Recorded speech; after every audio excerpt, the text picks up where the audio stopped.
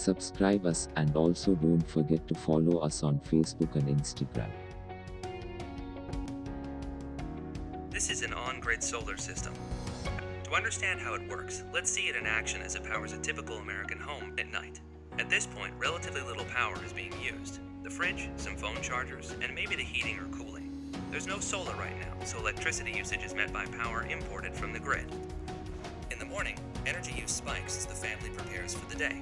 They're using kitchen appliances, hair dryers, hot water heating, and other devices. Part of their energy needs will be met with solar, but as the sun isn't very strong yet, the home will continue to import from the grid. At midday, the sun is much stronger, and the solar system reaches max output. This is also when electricity usage is at its lowest, as everyone's out for work, school, or errands. That means lots of surplus power is produced. In an on-grid system, that surplus is exported to the grid.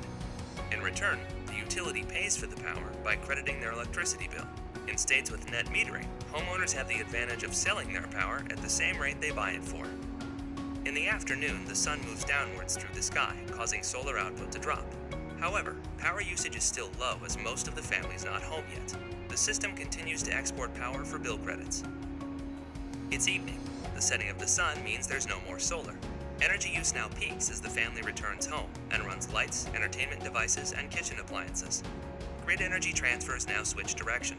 The home stops exporting and starts importing power instead. It's night again, marking the end of the daily energy cycle. The on-grid system imported energy for much of the day, but this gets offset by the high energy exports achieved by the system during midday and For sizing any solar system, we need to know the consumption. For example, your consumption from the month June to May is 3,600 units. So the average of consumption is 300 units per month. 1 kilowatt solar system will generate 120 units per month. As our power consumption is 300 units per month, we do require 2.5 kilowatt solar system. By generating 300 units per month, we will set zero to importing from grid under net metering. On-grid solar system required less maintenance and having 20 years of life. Thank you for visiting My Solar India.